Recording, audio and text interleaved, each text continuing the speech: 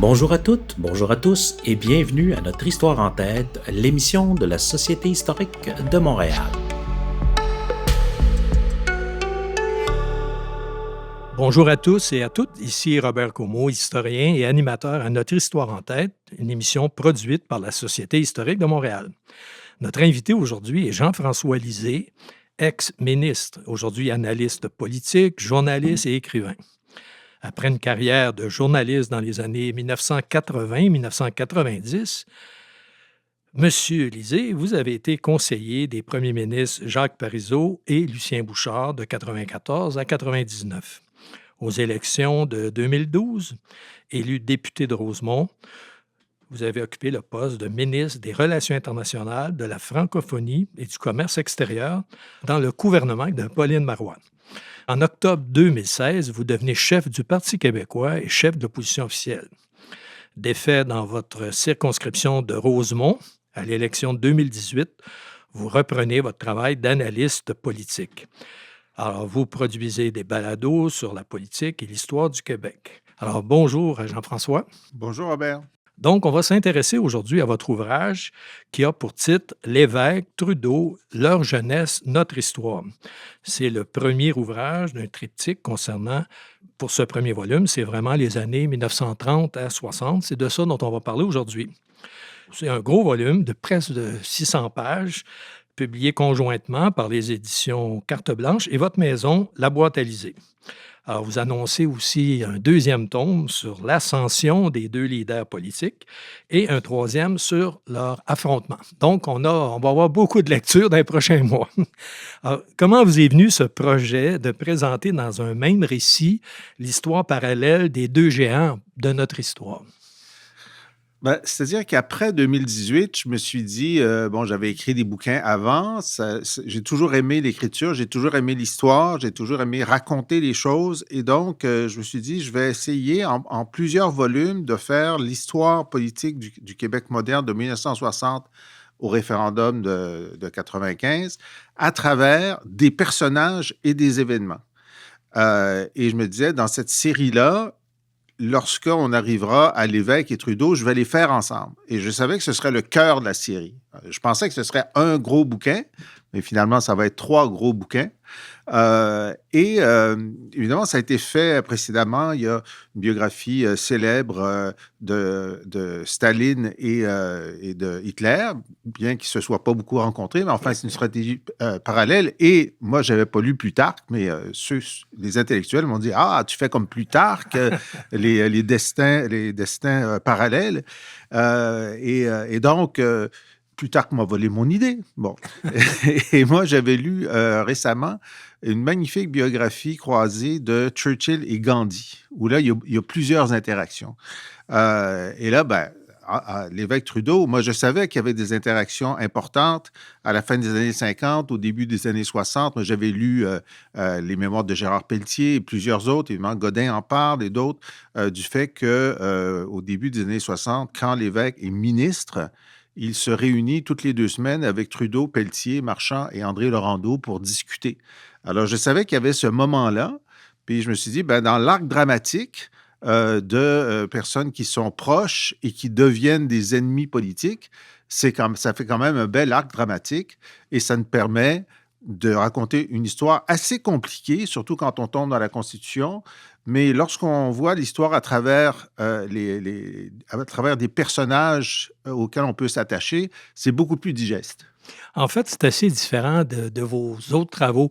Sur Bourassa, c'était beaucoup la question constitutionnelle. Vous avez fait des travaux sur la stratégie, soit du Parti québécois, soit du contexte politique.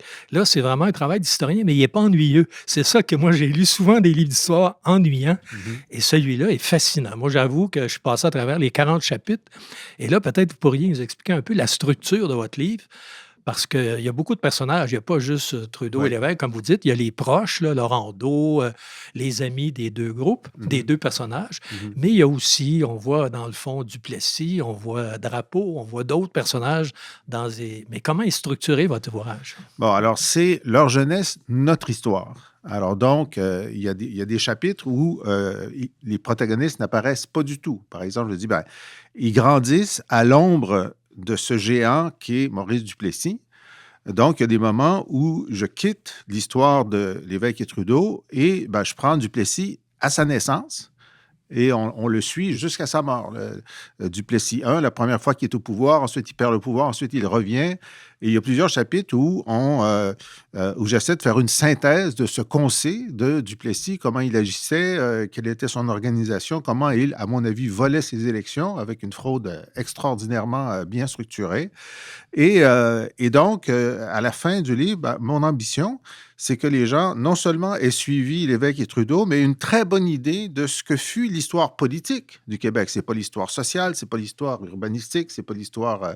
mais c'est l'histoire politique du Québec de ces années-là et qu'ils aient connu les principaux personnages. Alors, comment c'est structuré? Donc, il y a ces chapitres qui s'appellent « Toile de fond » où je parle de Duplessis, où je parle de sujets connexes. Et évidemment, dès que Lévesque et Trudeau sont assez vieux et eux, là, ont des interactions avec Duplessis, évidemment, on voit que tout ça se fusionne. Évidemment, le livre s'écrit en s'écrivant. Alors, je sais quelle est la période que je vais couvrir. Je sais qu'est-ce que j'aurai en prologue. Je sais ce que j'aurai en épilogue. Ça, j'ai ça au départ parce que je reviens au même événement et je vais les suivre pendant leur vie, à mesure qu'ils grandissent, qu'ils ont leurs défis, leurs voyages et tout ça. Et il y a un moment où je me demande, est-ce que je vais être équitable? Parce que Pierre Trudeau a une adolescence et une vie de jeune adulte tellement extraordinaire qu'il y a un moment où je craignais pour Lévesque. Je me dis, le livre va être déséquilibré. D'ailleurs, quand vous comptez les chapitres, il y en a, je pense, 2 de plus sur Trudeau que Lévesque.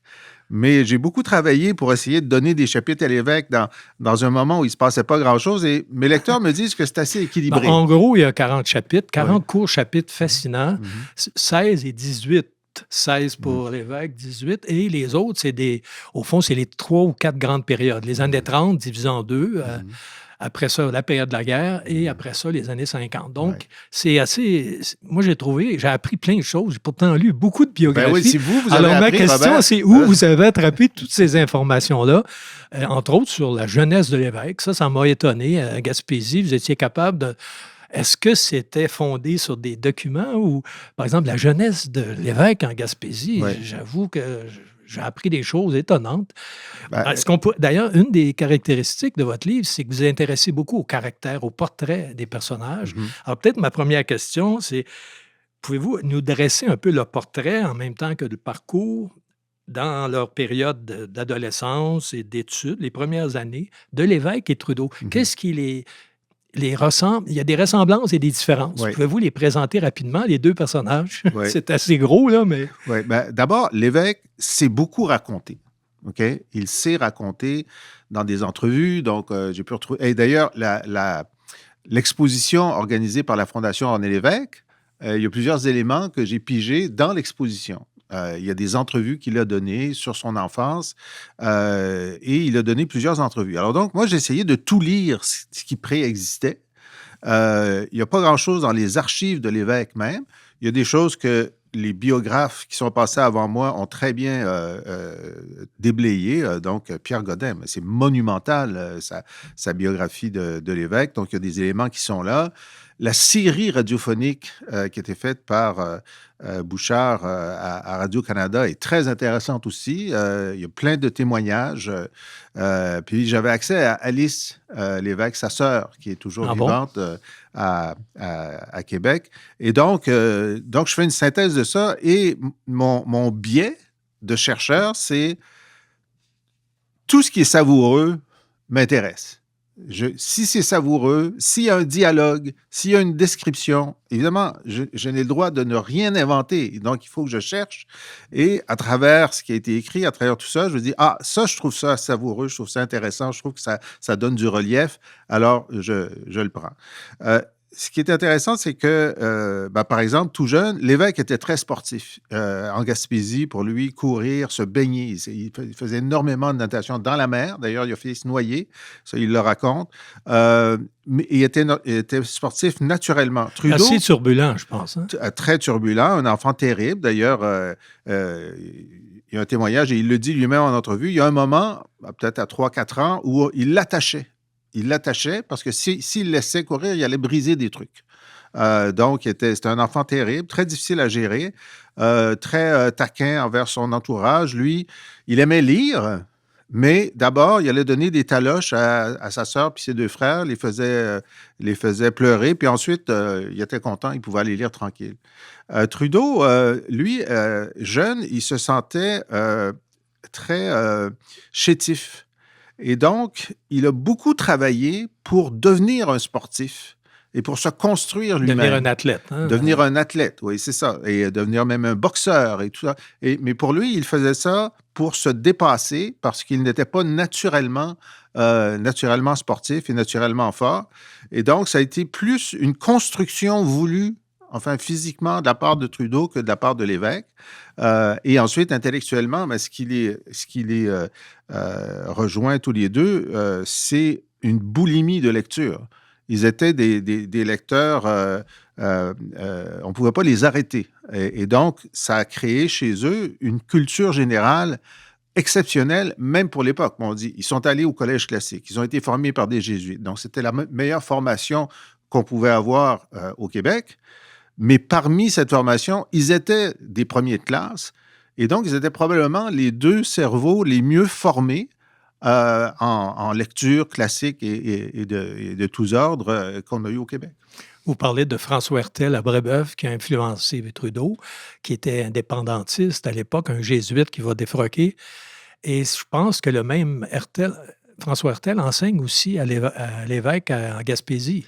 Non, il n'enseigne pas à l'évêque en Gaspésie, mais le professeur de l'évêque ce qui est intéressant, c'est que les jésuites en Gaspésie, c'est tout nouveau, le séminaire de Gaspé. Donc, ce sont des jeunes jésuites qui enseignent là, des jeunes jésuites très réformistes, donc des années 30, et ce sont des lecteurs de Hertel. Ah, OK, qui ont fait lire Hertel, aussi à l'évêque. C'est ça, ils font lire Hertel à l'évêque, et l'évêque, dans ses propres mémoires, dit un livre qui m'a beaucoup influencé, c'était... Leur inquiétude. Leur inquiétude, qui est un gros bouquin. Moi, je ne l'ai pas lu. As-tu lu ça, toi, oui, Robert? Oui. Ben oui, parce que c'est relié au mouvement indépendantiste des années 36-37. C'est ça. Et la différence... Bon, évidemment, ils lisaient tous Lionel Groulx, qui était l'intellectuel nationaliste à l'époque, qui était enseigné, d'ailleurs, les deux. Trudeau, d'ailleurs, a suivi des cours de Lionel Groulx.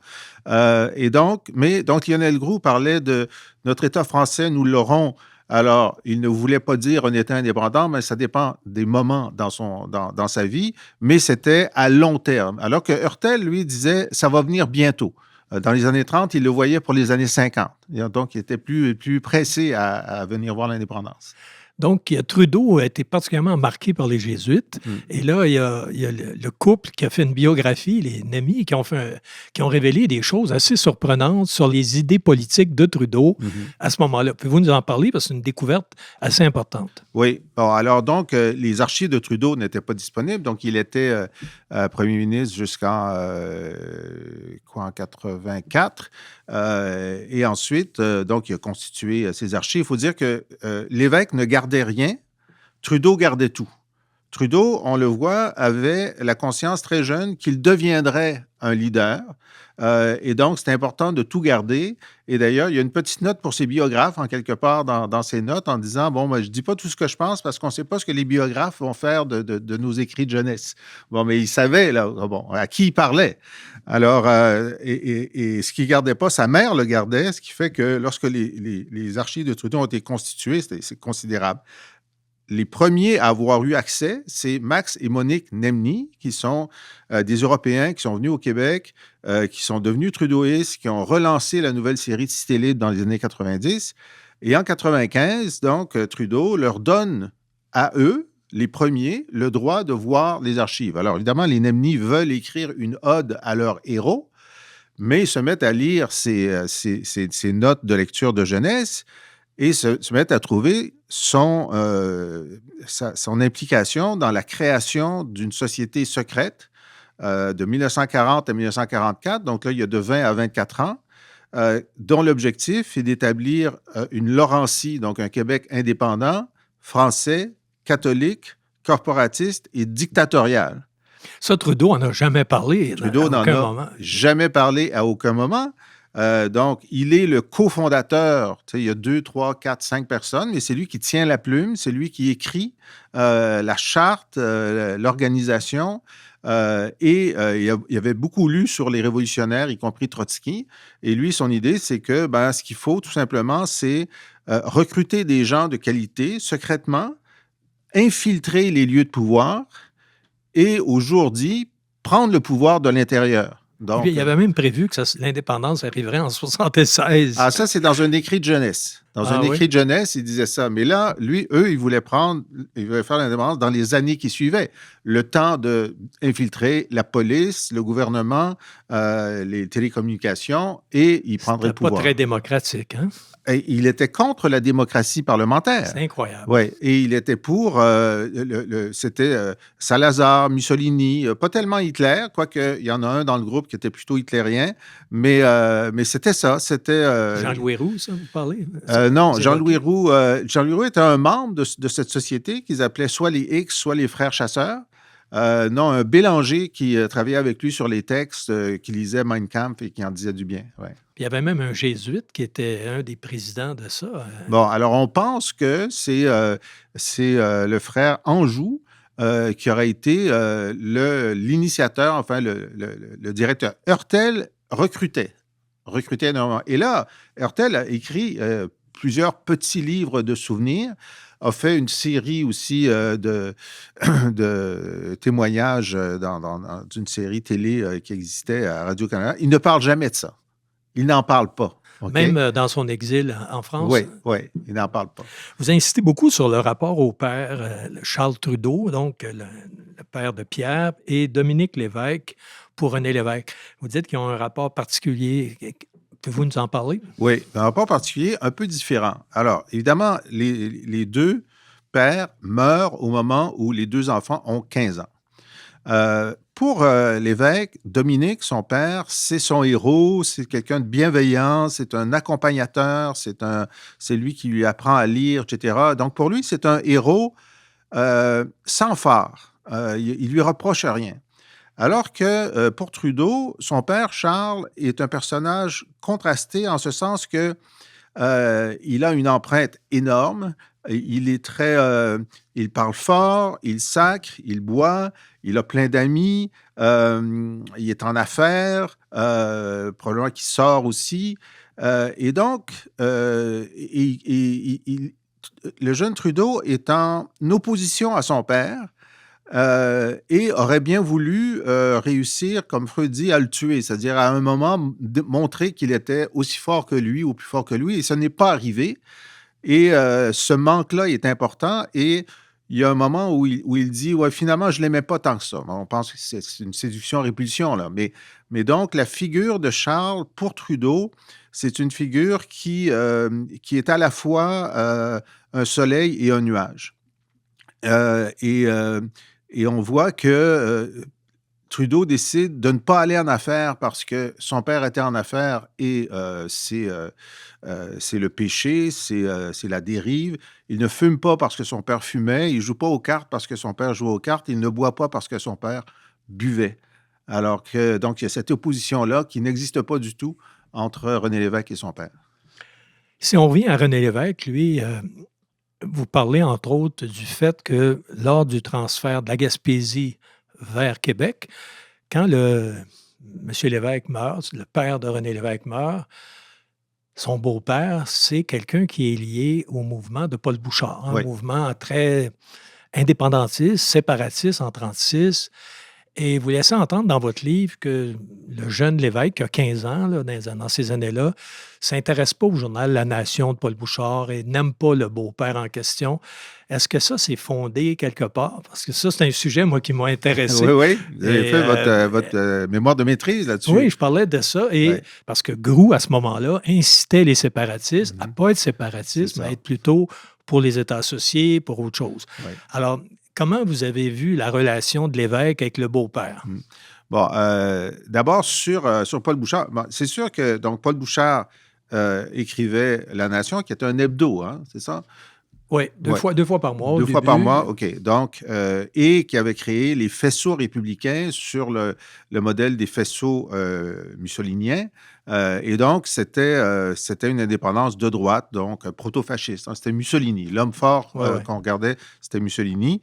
Et on a un écrit de jeunesse de 16 ans de l'évêque dans le journal Le Garnier, où, sans nommer Bouchard, il dénonce ces faux patriotes qui parlent, mais n'agissent pas et qui ne sont pas des constructeurs. Et là, on voit qu'il parle de Paul Bouchard à ce moment-là. Et deuxièmement, sur Pelletier, Godin l'a bien démontré qu'il se connaissait, mais l'évêque était très fâché que Pelletier ait pris la place de son père. Et même lorsque l'évêque parle de ses années, de comment il vivait à Québec, il occulte complètement le fait que quand Pelletier marie sa mère, ils ont une belle maison et pour la première fois, l'évêque a sa chambre à lui tout seul, mais ça, il n'en parle pas. Il fait comme si ça n'existe pas.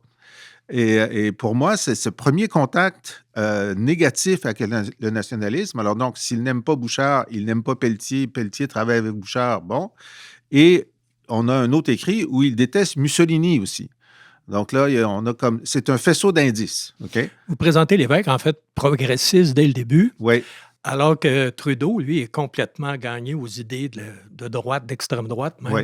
Alors ça, c'est assez fascinant, le contraste. Et d'ailleurs, pendant la guerre, tout de suite, l'évêque, au moment où Hitler prend Paris, il est gaulliste. Et il est un des rares gaullistes. Vous dites qu'il est gaulliste dès 40, hein? Oui, dès 40. Et donc, c'est une réaction presque instinctive d'être gaulliste, alors que Trudeau, lui, non seulement il est contre la guerre, il est contre la conscription, mais ça, l'évêque l'est aussi pour des raisons de politique intérieure. Mais il est contre l'aide aux belligérants. Puis il y a même un texte que Trudeau écrit dans le Brébeuf, donc le journal étudiant de Brébeuf, où il dit essentiellement, en ce moment, on est occupé par les Anglais, puis on serait occupé par les Allemands. Ce serait la même chose. C'est incroyable. Ouais. Qu'il ne s'intéresse pas plus. Il passe à côté complètement de la question de la guerre. Ouais. Et là, il va étudier à Harvard, faire un mémoire.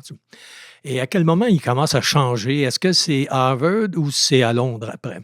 C'est d'abord à Harvard parce que ça, c'est le chapitre que j'appelle zone d'inconfort. Parce que là, ce gars-là, c'était les Jésuites, c'était la droite, c'était les corporatistes, c'était Lionel Groulx. Ça, c'était son univers. Il y avait un autre univers au Québec. D'ailleurs, l'évêque le montre. On pouvait être au Québec et être antifasciste et tout ça. Mais donc, lui était dans cet univers-là. Il arrive à Harvard. C'est le Harvard de la fin de la guerre, où il y a plein d'étudiants qui reviennent du front et où personne là, pense du bien de Mussolini, là. Personne, tu sais. Et donc, il est vraiment traumatisé par ça. D'ailleurs, des gens disent, il reste dans sa chambre beaucoup, puis parfois, tu frappes à la porte, puis il n'ouvre pas. Dans un de ses textes, il cite Charles Maurras de façon positive. Mais en même temps, vous dites vous-même que c'est à ce moment-là qu'il dit qu'il devient citoyen du monde. C'est ça. Alors, on va y revenir. Là, on doit faire une pause avec Pauline Julien et la Manique et on revient à Trudeau. Excellent choix.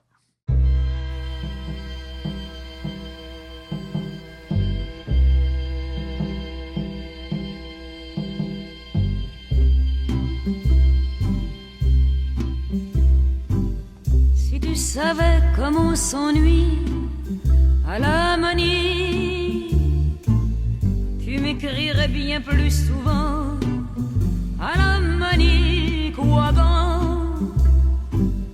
Parfois je pense à toi si fort, je regrette ton âme et ton corps, je te regarde et m'émerveille, je me prolonge en toi, comme le fleuve dans la mer et la fleur dans la baie. Que devienne quand je suis pas là, mon bel amour, ton front doux comme fine soie et tes yeux de velours. Te tournes-tu vers la côte nord pour voir un peu, pour voir encore ma main qui te fait signe d'attendre? Soir et matin je tends les bras, je te rejoins où que tu sois et je te garde.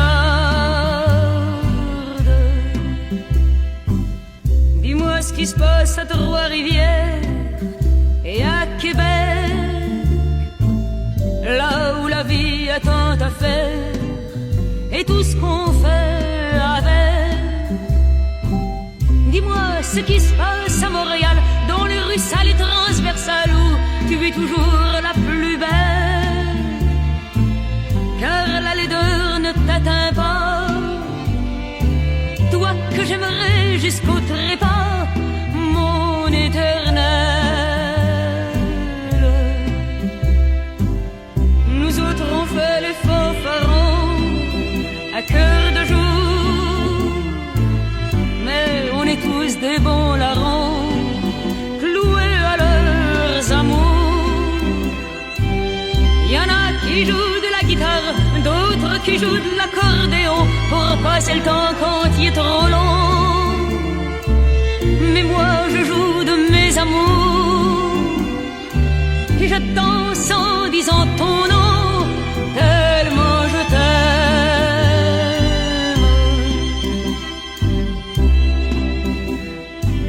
Si tu savais comme on s'ennuie à la manie, tu m'écrirais bien plus souvent à la manique wagon.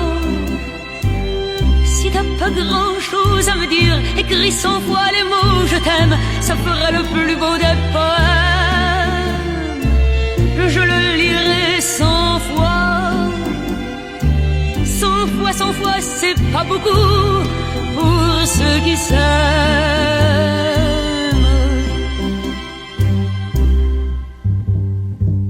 Si tu savais comme on s'ennuie à la manie, tu m'écrirais bien plus souvent à la manique wagon.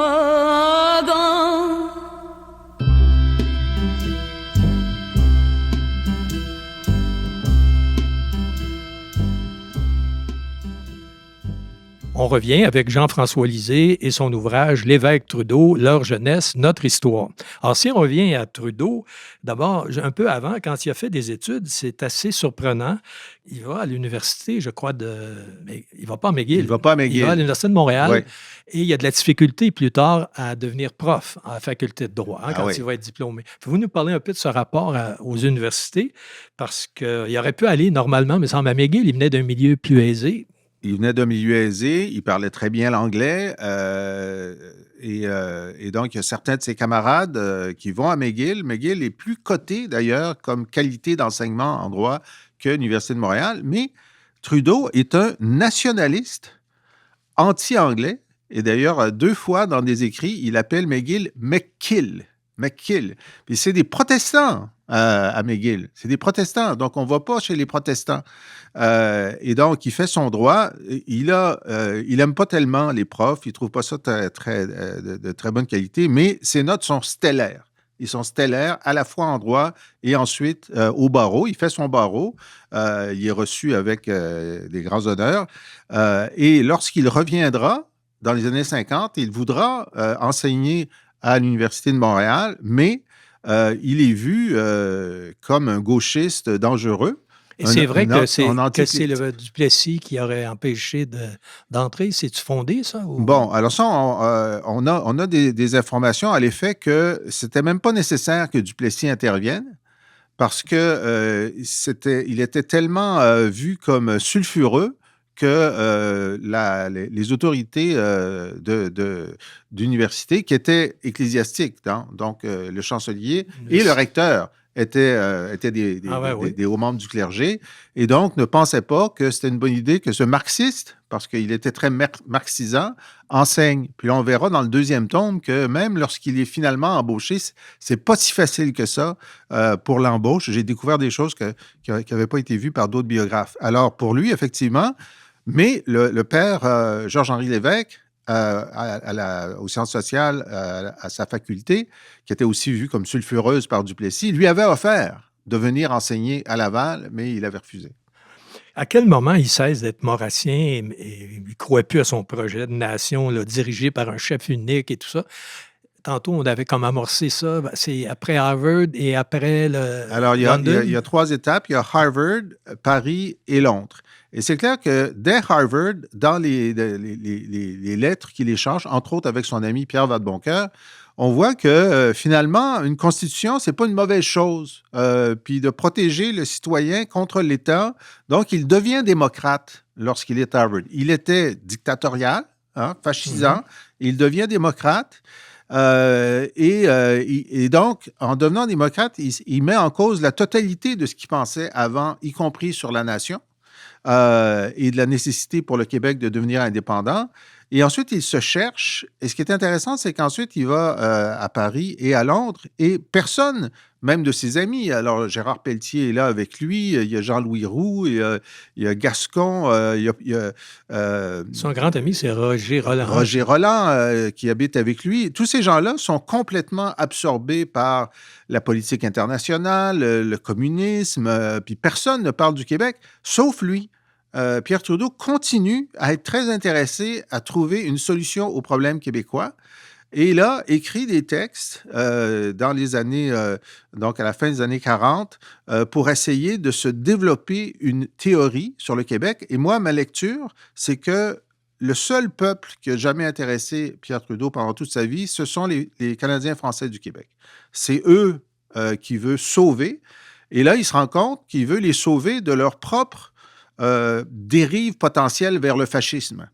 Et donc, pour les empêcher de devenir fascistes pour leur bien, il crée cette théorie qui dit, bon, en fait, il faut les garder dans le Canada, parce qu'à ce moment-là, lui, il est très CCF, donc l'ancêtre du NPD, puis il dit, ben, le NPD va dominer le Canada, donc on va pouvoir imposer le socialisme au Québec. La solution, c'est la voie social-démocrate du NPD, du New Democratic Party. Mais il faut garder le Québec dans le Canada pour le préserver de sa tendance fasciste.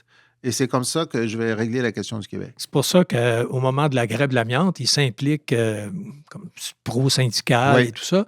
Et il va publier quelques années plus tard, en 1956, La grève de l'amiante, où les 100 premières pages, c'est vraiment une attaque en règle contre toutes les idéologies qui a eu lieu au Québec, le nationalisme, le cléricalisme, et mettez-en. Moi, quand j'ai commencé à enseigner, c'était le seul livre qu'il y avait. On commençait avec le livre de 56 de Trudeau.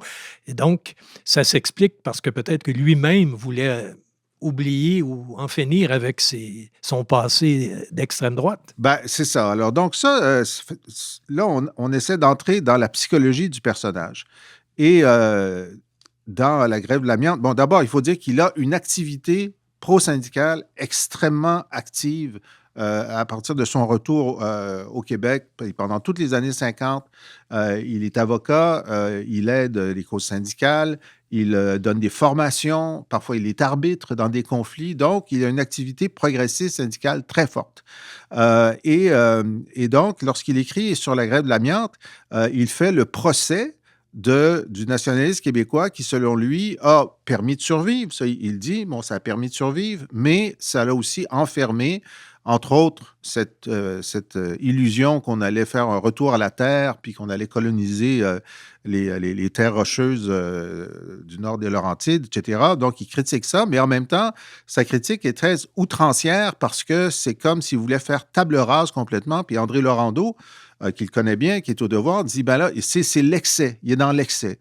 Et effectivement, on peut penser que ce qu'il rejette, et il rejette tous ses anciens maîtres à penser, spécifiquement, nommément, puis il est mesquin dans certains passages de la grève de l'amiante, et on sent qu'il se bat contre lui-même, et évidemment, il se bat contre ce secret qu'il a, que lorsque lui était nationaliste, il était fasciste, et donc tous les nationalistes doivent être fascistes, et ça, c'est une idée qu'il va l'habiter toute sa vie.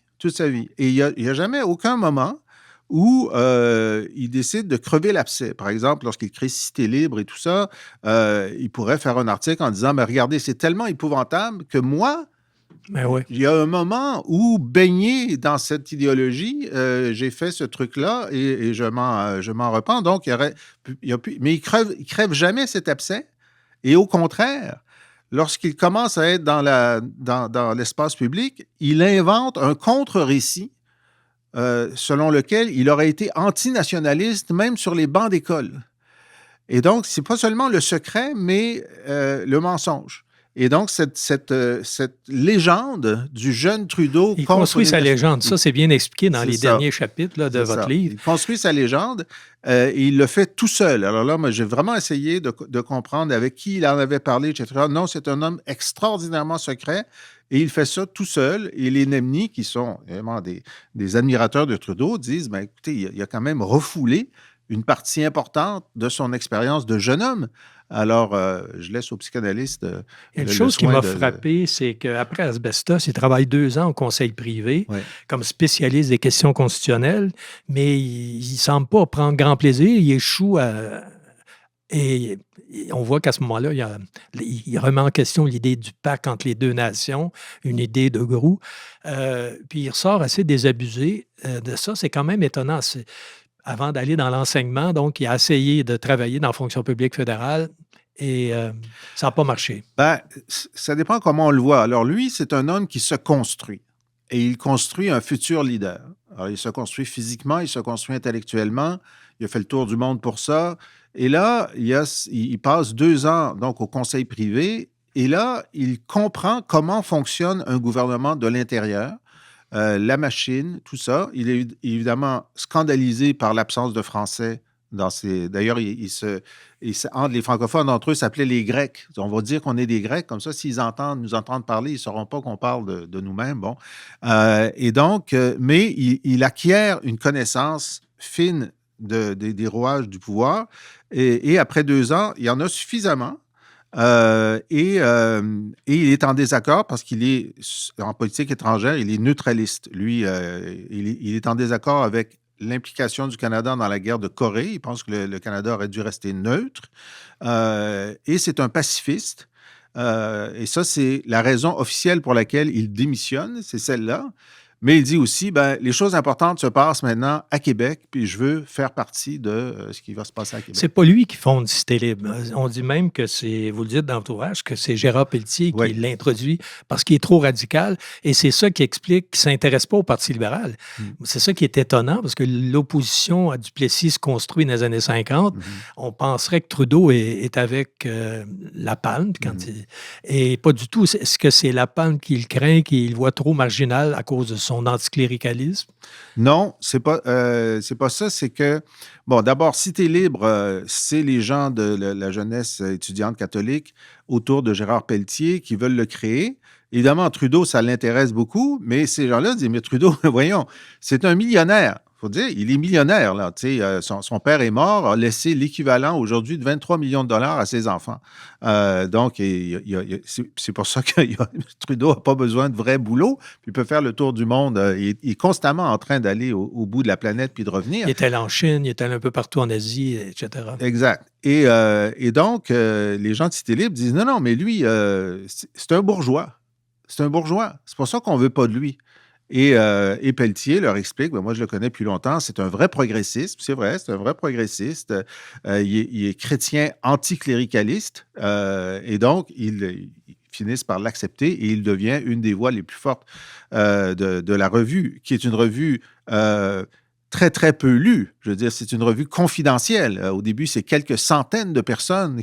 On a beaucoup exagéré l'importance de Cité Libre par rapport à des revues comme Maintenant, on en parle beaucoup moins et qui ont été, comme même la revue Relations, à d'autres moments, une revue beaucoup plus lue, beaucoup plus importante. Beaucoup plus lue, et on pense mais toujours moins à Cité Libre.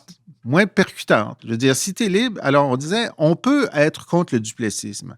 On peut être contre l'empreinte du clergé, mais s'attaquer aux deux en même temps, c'était devenir des parias. Et c'est ce qu'ils font, eux. Et d'ailleurs, il y a une scène où ils ont peur d'être fermés par le cardinal Léger. Mais sur le Parti libéral, Trudeau a de l'estime pour Georges-Émile Lapalme, qui est le successeur de Godbout, qui lui est plutôt progressiste, puis essaie de réformer le Parti libéral, mais est constamment contrarié dans ses plans par la caisse électorale. Et la caisse électorale, dans le Parti libéral, c'est encore ce qui décide. Et Trudeau et Lévesque sont très méfiants envers la caisse électorale. Puis ils pensent que il y a des gens bien. C'est sûr, ils voient, là, tu sais, Jean-Louis Gagnon, etc. Il y a des gens bien au Parti libéral, mais c'est la caisse qui va toujours décider. Donc, il faut autre chose. Si on vient à l'évêque, il ne faut pas l'oublier, lui aussi, là, il est allé s'enrôler dans l'armée américaine. Quand il revient, il va avoir aussi sa participation à la guerre de Corée et il reprend un poste, évidemment, de journaliste à Radio-Canada. Et tranquillement, il se fait connaître, il devient son émission de Mort Carrefour, puis Point de mire. Et vous dites qu'à Point de mire, il n'était pas si érudit que ça. J'ai trouvé ça c'est Claude intéressant. Ryan qui dit ça. Ah, c'est Claude Ryan, c'est pas vous. OK. Oui, OK. c'est Ryan qui est un des critiques. Qui dit qu'il ne va pas à fond dans ses dossiers, mais il essaie de Oui. le discréditer, mais il est une grande notoriété à ce moment-là. Ah, Et vous dites que c'est la grève de Radio-Canada, des réalisateurs francophones, qui l'amène à être nationaliste. Pouvez-vous expliquer ce bout-là? Oui, parce qu'on a des citations, puis j'y reviens dans le deuxième tour, qu'après la guerre, des gens faisaient le lien, le nationalisme, c'est la guerre. Le nationalisme, c'est Hitler. Et il le dit à Wilfrid Lemoine. Il dit, moi, j'ai vu ce que ça faisait, le nationalisme. Je suis allé dans le camp de concentration, puis bon. Donc, il est vraiment anti-nationaliste. Et lorsque il rencontre Trudeau, il veut écrire dans Cité libre. Il n'a aucune appréhension face à l'antinationalisme de Cité libre. Il est au diapason de Trudeau à ce moment-là. Et là arrive la grève des réalisateurs de Radio-Canada. C'est décembre 58 et début 59. Et là, l'évêque est très, très, très frustré parce que il avait prévu de se rendre avec son équipe à La Havane en début 59 pour voir l'arrivée des guérilleros de Che Guevara puis Fidel Castro qui allaient prendre la ville et il voulait évidemment assister à la révolution cubaine qui le fascinait. Et il avait acheté ses billets d'avion et tout ça. Et là, on lui a dit, ben non, ça ne marche plus, les réalisateurs sont en grève. Alors, il a dit, bande de caves de faire la grève. C'est pour ça qu'il ne s'intéresse pas rapidement à la grève des... Il boude, il est très fâché. Et donc, ça prend une dizaine de jours avant que son ami Jean Marchand, qui était à la CSN et qui dirigeait la grève, Gérard Pelletier est aussi à la fois animateur à Radio-Canada et employé de la CSN, qui va s'appeler la CSN un peu après. Et là, donc, l'évêque s'intéresse à la grève, devient un porte-parole de la grève. Et là, ça l'embête quand même parce que tout le monde a accepté de ne pas franchir les lignes de piquetage des réalisateurs, c'est-à-dire toute la gens... toutes les vedettes du Québec, parce qu'il n'y avait qu'un poste de télé. C'était seulement ce poste-là. Il y avait du CEP. Donc, il y avait du CEP, il y avait tous ceux qui étaient dans les téléromans et tout ça. Bon, tout le monde était en grève. Mais la CBC Montréal continuait à fonctionner. Et donc ça l'étonne que les Anglos ne soient pas solidaires parce que c'est syndical. C'est syndical. Pourquoi vous n'êtes pas solidaires? Les journaux anglophones de Montréal dénonce les grévistes. Ça le choque un peu. Les syndicats pan-canadiens dénoncent la grève et demandent à leurs membres québécois de rentrer. Ça le choque énormément. Et ensuite, ils voient que le gouvernement canadien, qui a la capacité d'agir, le ministre responsable du Travail a la capacité d'agir pour arrêter la grève, imposer un règlement. Et il se rend dans une grande manifestation à Ottawa. Lui est dans le bureau avec le ministre du Travail et avec Jean Marchand, et il se rend compte que le ministre du Travail ne connaît pas le dossier, ne s'intéresse pas au dossier et ne veut pas intervenir. Et ça, il le dira plusieurs fois, ça l'a profondément choqué pour dire donc à quoi sert le Canada, puisque c'est sûr que si c'était la CBC à Toronto qui était en grève, ça se réglerait dans les 2 jours. Très vite. C'est ça. Ouais. Et donc, ils se foutent complètement de ce qui est le principal instrument d'information et de culture au Québec. Et là, pour la première fois, il devient nationaliste. Le nationalisme lui est imposé par la grève. Donc, c'est pour ça que vous dites qu'il est sorti transformé par cette grève-là. Transformé dans ce sens-là, et parce qu'il est devenu un tribun aussi. Évidemment, il donnait des conférences comme journaliste à son retour de voyage, etc. Mais là, pour la première fois, il devient un tribun presque tous les jours dans les assemblées syndicales et dans les spectacles qui sont faits, qui s'appellent Difficultés temporaires. Ils font le tour du Québec avec des sketchs, des chansons, etc. Et là, il fait un speech à chaque fois et il devient un homme public militant pour la première fois de sa vie. Et pourquoi va-t-il quitter Point de mire pour pourtant, il semble avoir été très important. C'était une émission où il était très remarqué, il faisait de l'éducation politique. Oui. Moi, mon père m'obligeait à écouter Point de mire. Oui. Et alors, pourquoi il a quitté le 30 juin 59? Bon, alors, il faut dire qu'une fois qu'il revient, pendant la grève, il n'avait plus de revenus. Il y avait 2 ou 3 enfants à ce moment-là. Évidemment, son épouse ne travaillait pas, c'était la norme. Et donc, il avait besoin de sous. Donc, il est allé à CKAC, qui était la radio privée la plus importante, à faire du commentaire. Et là, il faisait du commentaire tous les jours. Et là, il a pris goût à faire du commentaire. À CKAC. Oui, à CKAC.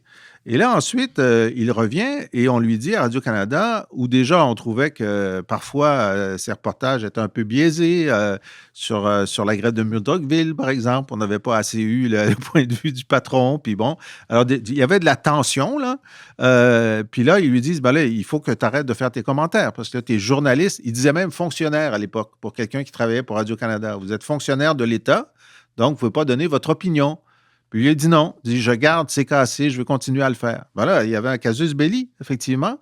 C'est ça qu'on on a dit, bon, ça va être fini, point de mire. Il a continué à travailler à d'autres émissions de façon ponctuelle, mais c'était la fin de point de mire. Puis on sentait qu'il s'en allait ailleurs. C'est clair que là, il pensait à l'action politique, mais il pensait même aller au fédéral, au NPD. Parce que là, il y a une intervention. Parce que le NPD est en train de se créer, là. Bon, alors ça, tout le monde a l'espoir dans la gauche progressiste que ça va être un vrai parti, peut-être pourront-ils prendre le pouvoir à l'époque. Et il est sollicité pour être non seulement candidat vedette du NPD, mais peut-être le numéro 2 du NPD. Et donc, on l'attend et il y réfléchit. Et finalement, il décide que non, ça va être au Québec. Vous avez dressé une toile de fond fort intéressante de la fin du duplessisme. Et une chose qui m'a frappé dans votre analyse de Drapeau, vous dites que quand Jean Drapeau bat Sato Fournier en 1954, c'est le symbole de l'opposition au régime de Duplessis. Mm-hmm. Ça, c'est assez nouveau qu'on mêle le Drapeau à la lutte à Duplessis. Oui. Et même, ce qui est plus étonnant, Drapeau, quelques années plus tard, veut transformer son opposition à la moralité publique pour en faire un parti politique. Oui. Pouvez-vous expliquer ça un peu? Oui. Ça n'a pas marché. Il était opposé à Duplessis. Oui. Alors, moi, ça m'a beaucoup étonné aussi. Ça, c'est étonnant dans votre livre. Oui. Il y a des révélations comme ça assez surprenantes. Oui. Et ça, c'est une histoire qui n'avait pas été écrite de façon continue, là. Donc, Trudeau, Drapeau, la lutte anti-Duplessis des années 50, évidemment, tous les fragments existent, mais pas dans un récit continu. C'est la première fois, je pense, que c'est raconté comme ça. Donc, Drapeau, d'abord, il est à la grève de l'amiante. Il est un des avocats qui défend les grévistes. Et ensuite, avec Pax Plante, évidemment, il est de l'ordre de Jacques Cartier. Donc, l'ordre est toujours juste une présent. petite parenthèse. Là, On voit Drapeau progressiste, alors que dans les années 70, on n'a plus du tout cette image. Exact. C'est pour ça que j'ai été surpris de savoir son rôle à ce moment-là. C'est Mais ça. continuez. Alors, on est toujours progressiste par rapport à quelqu'un. Exact. Alors, par rapport à Duplessis, bon, donc, il était pro-syndical, il était très nationaliste, il était contre la corruption, mais il a toujours été un peu monarchiste, c'est-à-dire que pour lui... autoritaire. Très autoritaire. Et il disait, bon, les Québécois veulent un roi. Ils veulent un roi. Donc, c'est pour ça que la croisade de Trudeau pour la démocratisation des partis, etc., lui, ne trouvait pas ça si important que ça. Il dirigeait la Ligue d'action civique et il avait proposé à la Ligue de créer des chapitres régionaux. Et il y en avait effectivement, il y en avait une vingtaine au Québec. Et tout ça s'était fait avec l'appui de l'Ordre de Jacques Cartier, dont il était un membre éminent. Et effectivement, lorsqu'il fait sa campagne à la mairie, les progressistes sont avec lui. Le jeune Robert Burns fait du porte-à-porte pour Drapeau. Pour Drapeau. Oui, parce qu'il s'opposait à Duplessis. Duplessis le détestait. Lui, donc, c'était l'ennemi de notre ennemi. OK? Et là, donc, il se fait battre à l'élection suivante par une alliance entre Duplessis et la mafia. Et c'est très violent. C'est très violent pour se débarrasser de lui. Mais il est quand même un genre d'homme providentiel très connu dans tout le Québec et Trudeau essaie de le convaincre d'être dans sa coalition, d'un genre d'union des forces démocratiques. Et j'ai trouvé dans les archives de Drapeau, qui sont maintenant disponibles depuis quelques années, et plusieurs éléments en ligne. D'ailleurs, je tiens à saluer les gens qui s'occupent de ces archives-là. Donc, il y a une émission à Radio-Canada Télé qui s'appelait Affrontement. Et l'affrontement, c'était entre Drapeau et Trudeau sur la question de comment le mieux s'organiser pour battre Duplessis. Alors, cette émission existe, je l'ai écoutée, donc j'en raconte une partie. Et c'est clair que Drapeau, lui, il veut être le chef de son parti national, tout seul. Il ne veut pas s'allier avec les libéraux ou avec Trudeau. Puis s'il ne gagne pas le pouvoir en 60, ben, il gagnera en 64. Puis c'était ça son projet. Ah ben c'est fascinant. Et entre autres, on voit aussi que et Trudeau et Lévesque sont visés par les pamphlets de Robert Humilly dans les années où on parlait de l'infiltration gauchiste au Canada français, en 1956. Alors, on aurait beaucoup à dire sur les années 50. Je trouve que vous avez fait un travail absolument extraordinaire, fascinant. C'était un livre d'histoire que je recommande à tous ceux qui veulent lire un livre sur le Québec. Merci Je beaucoup. pense que ce triptyque, ces 3 livres, les 2 autres qui s'en viennent, j'ai très hâte de les lire. Et je pense qu'on ne se trompe pas parce que vous avez trouvé des choses qu'on ne trouve pas ailleurs. Je pense que c'est beaucoup peut-être l'accès à des témoignages de télévision ou de radio, ce qu'on n'a pas en général. On n'a pas beaucoup fouillé. Et j'avoue qu'il y a beaucoup de trucs inédits. Moi, je pense que c'est un livre important. Je le recommande, en tout cas, à tous nos auditrices et auditeurs. Je répète le titre. C'est donc de Jean-François Lisée. Ça s'appelle Jean-François Lisée raconte Lévesque Trudeau, leur jeunesse, notre histoire. Et c'est tout ce que je peux dire. J'espère que vous allez sortir rapidement votre deuxième tome. Oui, j'ai écrit plus que la moitié. Je pense qu'on va être prêt en mai ou en juin. On va le publier en mai ou en juin de cette année. Le 3e tome, ce sera l'année suivante. Et donc, il est disponible en librairie. C'est c'est le 6e livre le plus vendu au Québec l'an dernier. Alors, pour un gros livre d'histoire comme ça, je suis très étonné, je suis très content. Et puis, il est toujours disponible en librairie ou sur mon site, laboîtealisée.com. Bon, alors merci, puis à une prochaine. On a bien hâte de s'entretenir avec vous sur le 2e ouvrage. Excellent. Au revoir. Au revoir.